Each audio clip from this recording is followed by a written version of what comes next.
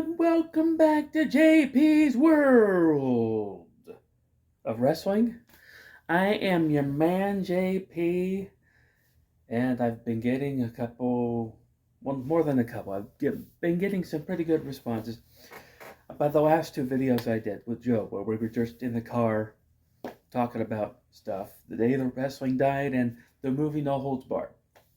Well, you guys seem to like that format, so we're gonna do it again. At some point, when both of us can get together, when we're not so busy, we're gonna get together. We're gonna do that stuff again, and I certainly enjoy it. You know, Joe's a good guy. He's my best friend, and him and I could talk for hours and hours and hours about this stuff. Anyway, so today's video, I'm calling it Memories of Wrestling.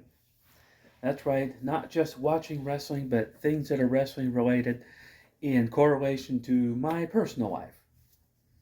And, when I was growing up, when I was a kid, being the only boy in my family had its advantages. And one of the big advantages was I was the only one of my siblings that had not only a TV in my room, but I had cable TV in my room.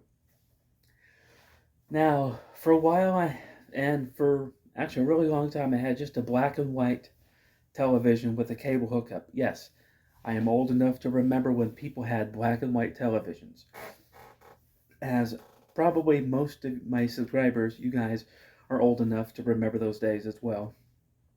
But if you're a new subscriber and you're not old enough to remember that, man, you're missing out. Black and white TV. Anyway, but yeah, I had cable TV in my room, and while I had cable TV in my room, of course, that's when I discovered NWA wrestling. That's right, from that point, the only wrestling I had really known was WWF. So I knew guys like Hulk Hogan and Jake the Snake Roberts and Macho Man Randy Savage and Andre the Giant and the Big Boss Man. But one day on a Saturday, when I was in my room, I was kind of flipping through the channels, trying to find something to watch because I think it wasn't a very nice day outside. The weather was not very good, and I just wanted to be in my room and have quiet time watching TV or whatever. But I came across this wrestling show. Now, it wasn't the WWF. I could tell that, but it also wasn't like local regional wrestling. The ring was a different color, and the lighting was different, and the wrestlers were different, but it was still professional wrestling. And in the ring was standing a guy named Lex Luger. Yep, Lex Luger. He was standing in the ring and he was wrestling somebody. I think he was probably wrestling one of the Midnight Express or something. I don't know. I don't remember. I just remember Lex Luger was there. And I remember that was the day when NWA had kind of a green and purple ring apron. And they had, I think their rope colors were like blue, white, and yellow or something like that. But the ring canvas was black. It was kind of a black color. Even though I had a black and white TV, I could kind of tell what the colors were, just because I had seen enough colored TV to where I could kind of tell what colors were. Plus, later on down the road, I was able to watch some of the same stuff, and I knew what the colors of everything was. So, and I was intrigued. It wasn't my normal WWF wrestling, and it wasn't quite as, I don't know, it wasn't quite as memorable as WWF, because WWF had these larger than life big personalities, big characters, cartoon-like characters, almost like live action superheroes, good guys and bad guys. But the NWA was more of a sport. They presented it more of as a sport, where they still had good guys and bad guys, but the bad guys were more like, they didn't, the types of heelish things they did were different. The WWE. I still liked the NWA, but I liked that it was a contrasting style than the WWF. Like the WWF had more characters and cartoony things, and NWA was more realistic and sport-like, and I liked that contrast. So that's when I was introduced to guys like Lex Luger and Sting and the Steiner Brothers and the Midnight Express and the Road Warriors and you know guys like that. Arn Anderson, you know, although I had already kind of known about Arn Anderson before because he was in the WWF as one half of the Brainbusters, so I kind of knew about Arn Anderson already, but I didn't know where he was after he left WWF.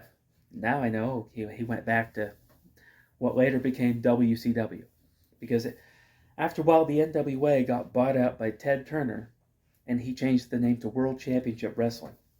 So anyway, so then also on TV was my local wrestling, which where I was, it was Portland Wrestling, which was technically part of the NWA at one point, but that's where Roddy Piper was really big. But in those days, they also had guys like Scotty the Body, who later became Raven, and they also had guys like Greg the Hammer Valentine was a Portland wrestler at one point, and also Jimmy Superfly Snuka was wrestled in Portland for a while, and of course Billy Jack Haynes was always from Oregon, as he wore the Oregon yellow and green tights that resembled the colors of the University of Oregon. So yeah, Billy Jack Haynes was from Oregon. At one point, Demolition Crush was a Portland wrestler, but in those days that was before Crush came along, and Roddy Piper was definitely there, and I believe the promoter in those days was Sandy Barr, or it might have still been Don Owens. But anyway, Portland wrestling became another one of those wrestling traditions that I watched on. I think it was on Saturday nights on one of the local channels, and I enjoyed that. It was pretty fun. But then, of course, there was also WWF wrestling, and I watched WWF Superstars most of the time on Saturday mornings at 11 o'clock. It came on one of the local channels, but it was WWF, and it was mostly just top WWF wrestlers, wrestling enhancement talent. So it was all squash matches, but they also had like Brother Love show segments and other talk segments where feuds would kind of heat up.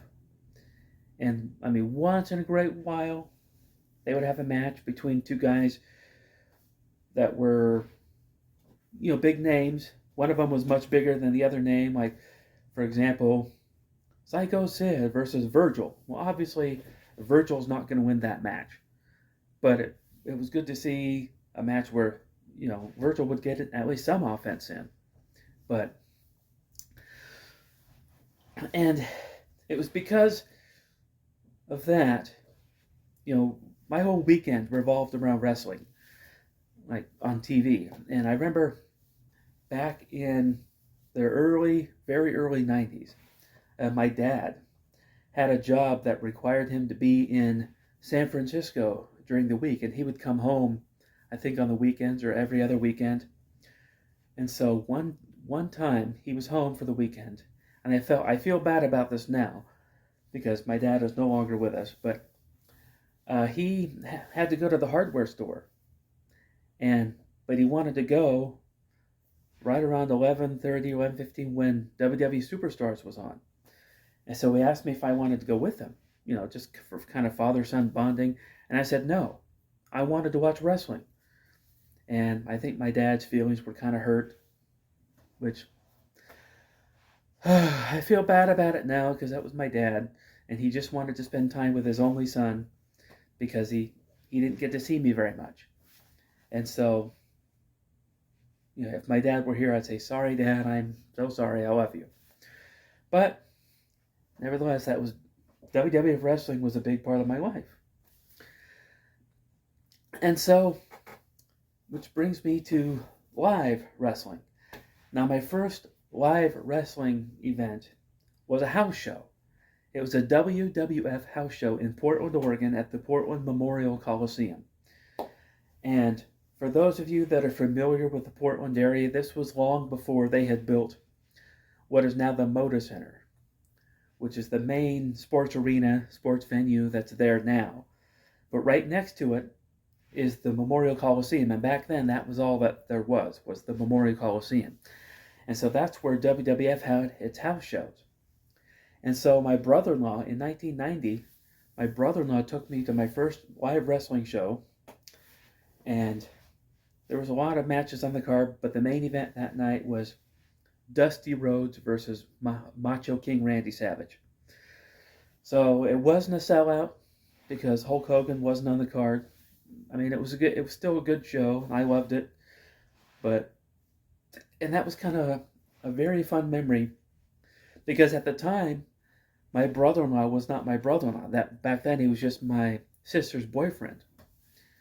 But he got along really well with our family, and my parents trusted him completely to allow me to go out with him to this wrestling show, and him and I got to bond, and so that was really cool. And you know, so to my brother-in-law, if you're watching this, Brad, thank you very much for taking me to that wrestling show years ago.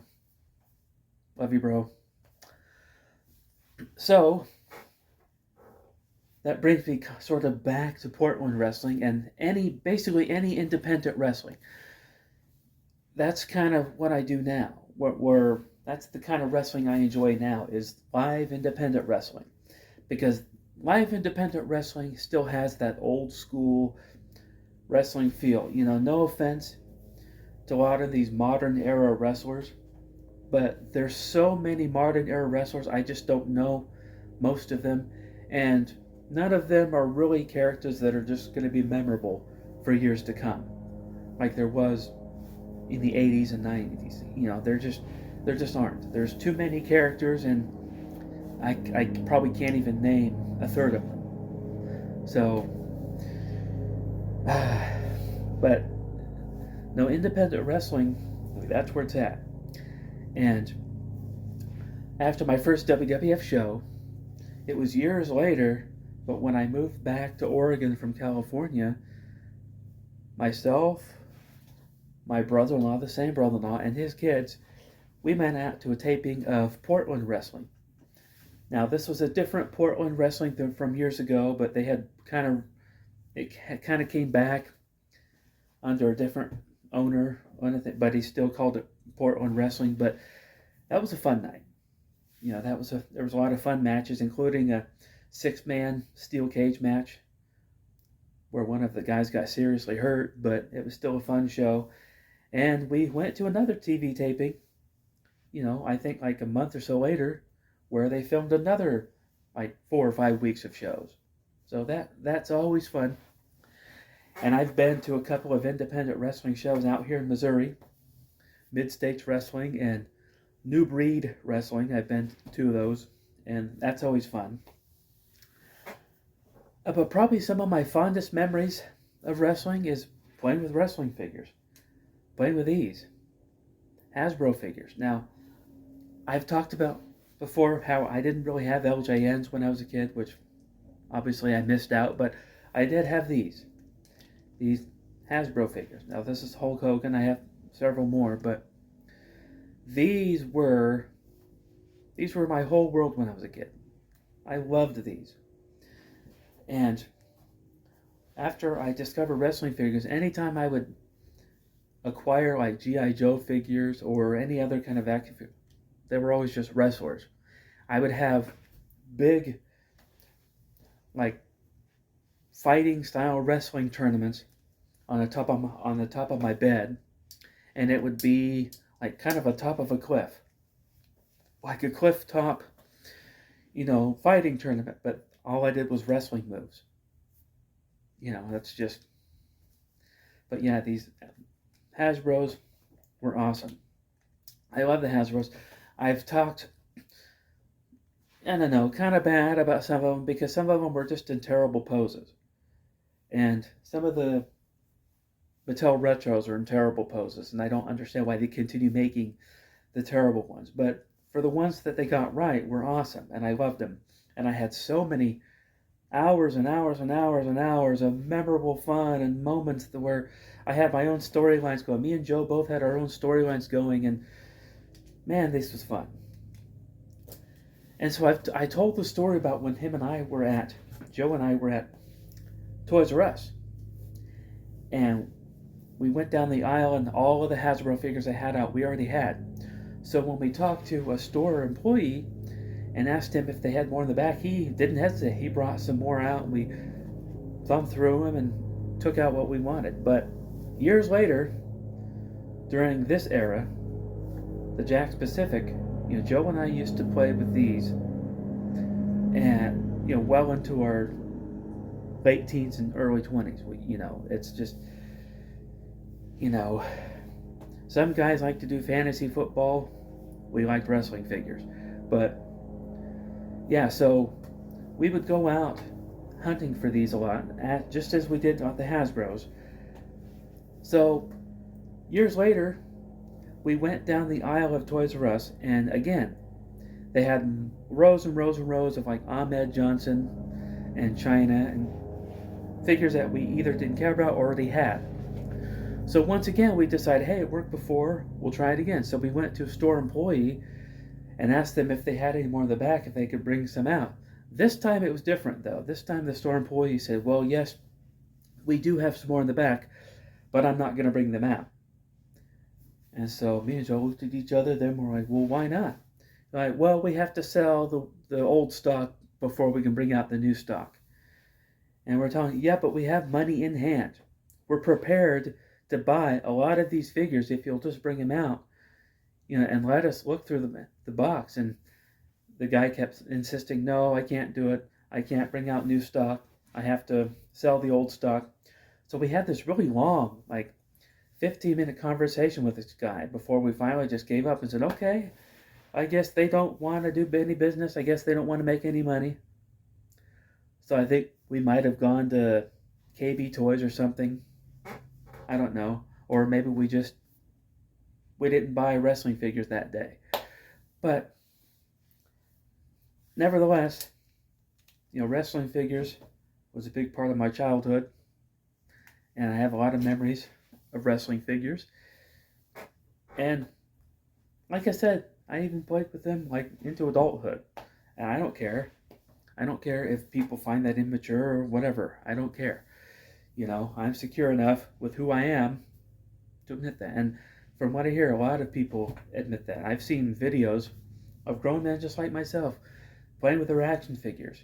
We're in our stressful lives, it's good to have something that we can go back to when our lives weren't as stressful, where all we had to worry about was school and where we were going to go on summer vacation,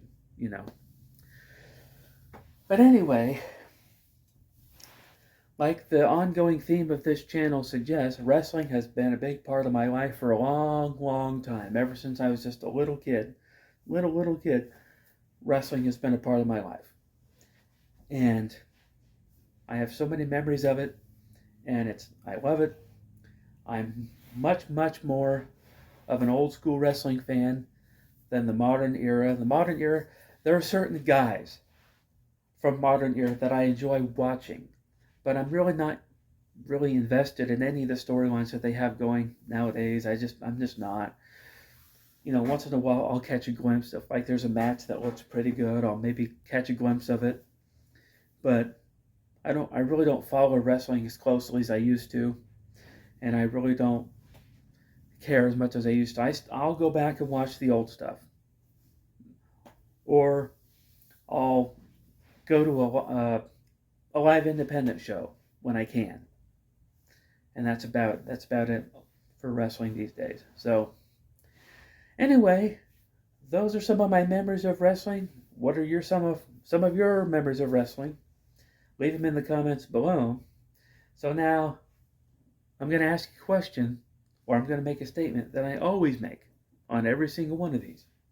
And that statement is, if you are new to this channel, go ahead and push the like button. Subscribe to the channel. You can share it on social media if you want. And I will see you next time.